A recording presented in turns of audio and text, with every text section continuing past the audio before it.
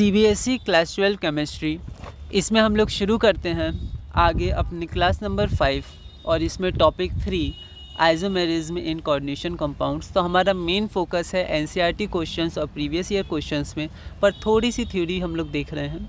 तो यहाँ पर आगे बढ़ने से पहले एक क्वेश्चन और कर लेते हैं जो 2025 में 2 मार्क्स का पूछा गया है, नेम। इन्हें हमें नेमिंग करनी है। तो यहाँ पर देखिए सबसे पहले ऑक्सीडेशन स्टेट, तो x +0 +0 -1 -2 इक्वल टू 0, टोटल को 0 माना, ये दोनों न्यूट्रल हो गए तो x हमारा +3 आ जाएगा। और यहाँ पर x -2 +0 -1 इक्वल टू 0, तो फिर से x की वैल्यू हमारे पास 3 आ गई। यहाँ मैंने डायरेक्ट नाम लिख दिया है, अल्फ़ाबेटिकल ऑर्डर में एमीन है, एक्वा है, क्लोरिडो है, लास्ट में हमारे पास Cl2, ये काउंटर आयन है, ठीक है, एनायन है। तो पहला का हो जाएगा tetra amine aqua क्लोरिडो cobalt 3 chloride, और दूसरा का डाई क्लोरिडो बिस, क्योंकि इथेन में पहले यहाँ पर डाई आ गया है EN लिगेंड में, तो डाई क्लोरिडो बिस इथेन 1 डाई अमीन क्रोमियम 3 ऑक्सीडेशन स्टेट क्लोराइड। तो चलिए हम लोग आइसोमेरिज्म देखते हैं। NCERT के थोड़े से नोट्स मैंने बनाए हैं, तो आप अच्छे से देख लीजिएगा। और यहाँ पर जो आइसोमेरिज्म हमें पढ़ना है वो दो मेन पढ़ना है, स्टीरियो आइसोमेरिज्म और जियोमेट्रिकल, मतलब स्टीरियो आइसोमेरिज्म और स्ट्रक्चरल आइसोमेरिज्म। अब स्टीरियो आइसोमेरिज्म में ही दो आता है, जियोमेट्रिकल आइसोमेरिज्म और ऑप्टिकल आइसोमेरिज्म, ठीक है। इसे हमें ऑर्गेनिक केमिस्ट्री में बहुत ही अच्छे से पढ़ना है। 12th में चैप्टर 6 जो हमारे पास है haloalkanes and haloarenes, उसमें हमें देखना है। 11 जो हमारे पास GOC था, जनरल ऑर्गेनिक केमिस्ट्री, उसमें भी थोड़ा सा था। और जो हमारे पास स्ट्रक्चरल आइसोमेरिज्म है उसमें हमें देखना है लिंकेज, कोऑर्डिनेशन, आयनाइजेशन और सॉल्वेट। तो चलिए थोड़ा सा इनको देखते हैं।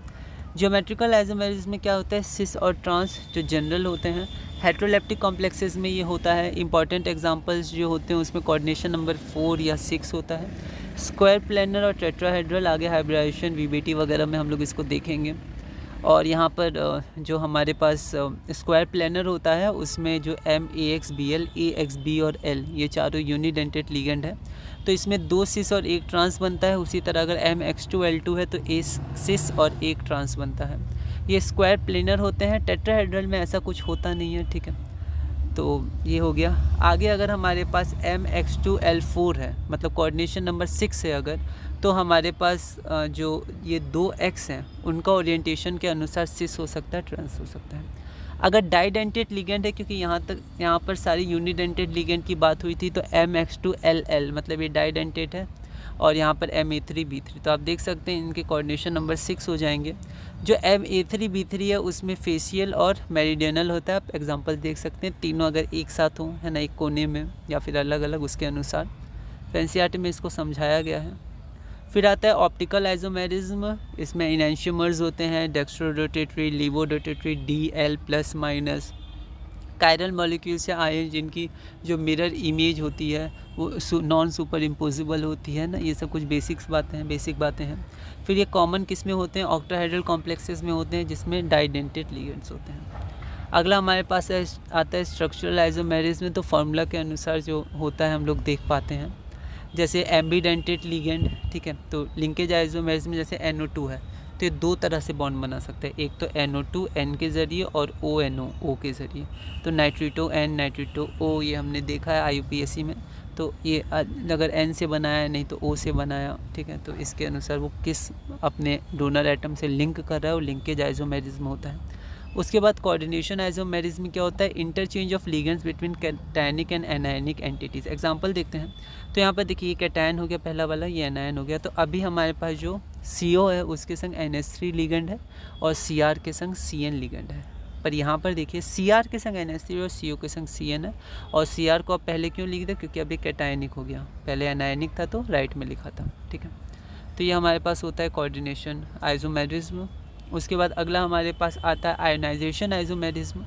When the counter ion in a complex salt is itself a potential ligand, मतलब जो काउंटर आयन होता है जो लास्ट में लिखा जाता है या शुरू में लिखा जाता है, ठीक है, पर यहाँ पर जो हमारे पास लास्ट में जो लिगेंड की तरह बिहेव करे, क्योंकि शुरू में तो जनरली कैटायंस हम लिखते थे, पोटेशियम वगैरह हो गया, तो लास्ट में जो हम लोग लिखते हैं counter ion, negative counter ion जो लिगेंड की तरह भी करे, क्योंकि उनको डोनेट करना है, ठीक है। शुरू में जो काउंटर आयंस होते हैं वो डोनेट नहीं करते हैं, कैटायन होते हैं, तो जो एनायनिक काउंटर आयंस होते हैं वो बॉन्ड वो डोनेट ही करना है तो वो लिगेंड की तरह भी अपने इलेक्ट्रॉन पेयर डोनेट कर सकते हैं, ठीक है। तो जो हमारे पास निगेटिव काउंटर आयन है कभी कभी वही क्या करता है, लिगेंड बन जाता है, और जो पहले से लिगेंड था वो हट जाता है, काउंटर आयन बन जाता है। तो इसको आयनाइजेशन आइसोमेरिज्म कहते हैं। जैसे यहाँ पर देखिए, यहाँ पर SO4 अभी लिगेंड है और Br हमारे पास काउंटर आयन है, पर Br इसको रिप्लेस कर दिया और यहाँ पर देखिए Br अंदर आ गया लिगेंड के रूप में, SO4 हमारे पास काउंटर आयन हो गया। तो ये आयनाइजेशन आइसोमेरिज्म। फिर आता है सॉल्वेट। सॉल्वेट से हम सॉल्वेंट ले सकते हैं, ये बिल्कुल सिमिलर होता है आयनाइजेशन आइसोमेरिज्म की तरह। इसको हाइड्रेट आइसोमेरिज्म कहते हैं अगर हमारे पास सॉल्वेंट जो है वो वाटर है। It is similar to ionization isomerism. जैसे यहाँ देखिए, ये हमारे पास इसका एक Cl अंदर चला जाएगा और एक H2O बाहर आ जाएगा, तो 5 ही H2O बचा, एक Cl, यहाँ पर एक Cl कम हो गया क्योंकि वो अंदर चला गया, और एक H2O यहाँ पर, ठीक है। चलिए हम लोग कुछ क्वेश्चंस और देख लेते हैं इसके। तो पहला क्वेश्चन NCERT सॉल्व का है, draw the structures of geometrical isomerism of this. तो यहाँ पर देखिए ये 4 हैं और यहाँ पर ये 2 हैं, ठीक है। तो यहाँ पर ये सिस और ट्रांस हो जाएंगे, अगर इनके रेस्पेक्ट में देखेंगे साथ साथ हुए तो सिस, ऑपोजिट हुए तो ट्रांस। स्क्वायर प्लेनर स्ट्रक्चर होता है इनमें ऐसे करके, है ना, एक ऊपर एक नीचे। तो यहाँ पर देखिए NH3 साथ साथ हैं तो ये सिस हो गया, और यहाँ पर ये ऑपोजिट है तो ये ट्रांस हो गया, ठीक है। अगला क्वेश्चन हमारे पास है, out of the following 2 coordination entities which is chiral optically active. कौन सा हमारे पास ऑप्टिकली एक्टिव है। तो इनको बनाने का थोड़ा सा आप देख लीजिएगा, ठीक है। यहाँ देखिए, यहाँ पर फिर से ये अगर आप देखिएगा तो ये हमारे पास OX हो गया, ये हमारे पास OX हो गया। आप इसको ऐसे भी बना सकते हैं, ऐसे करके, ऐसे, ये ऐसे नीचे जाके और ऐसे जाके ऐसे आ रहा है, ठीक है। तो यहाँ पर ये जो हमारे पास है ये हमारे पास ऑप्टिकली एक्टिव होगा, ठीक है। और ये जो देखिएगा यहाँ पर देखिए प्लेन ऑफ सिमेट्री आपको दिख रहा है, ऊपर नीचे बिल्कुल सेम है, तो यहाँ पर ये हमारे पास ऑप्टिकली इनएक्टिव हो जाएगा, ट्रांस। तो the 2 complexes are represented as, ये सिस हो गया, ये ट्रांस हो गया। Out of the 2 a cis, ये वाला इज कायरल ऑप्टिकली एक्टिव।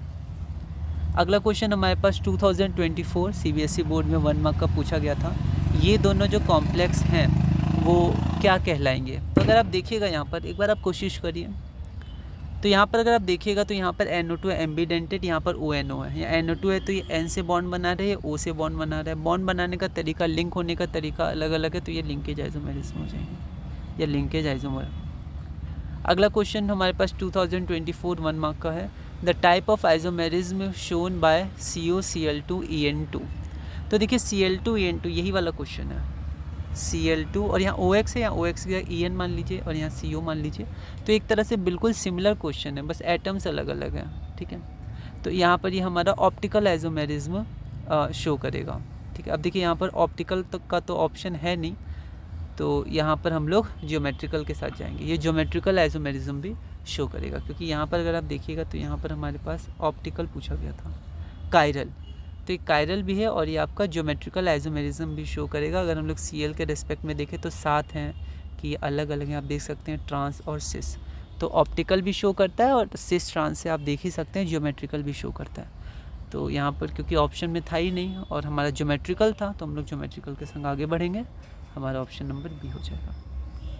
तो इस वीडियो में हम लोग इतने ही रखते हैं। अगली क्लास जो होगी उसमें हम लोग सिर्फ और सिर्फ क्वेश्चंस करेंगे, और ज़रूरी नहीं है टॉपिक 3 के क्वेश्चंस हो, 1 2 3 तीनों के करेंगे, वो टॉपिक जुड़ते जाएंगे, आगे बढ़ते जाएंगे। तो रिवीजन बहुत इंपॉर्टेंट है, अच्छे से रिवीजन करिएगा और इसी तरह धीरे धीरे हम लोग अपने CBSE क्लास 12 बोर्ड केमिस्ट्री में आगे बढ़ेंगे।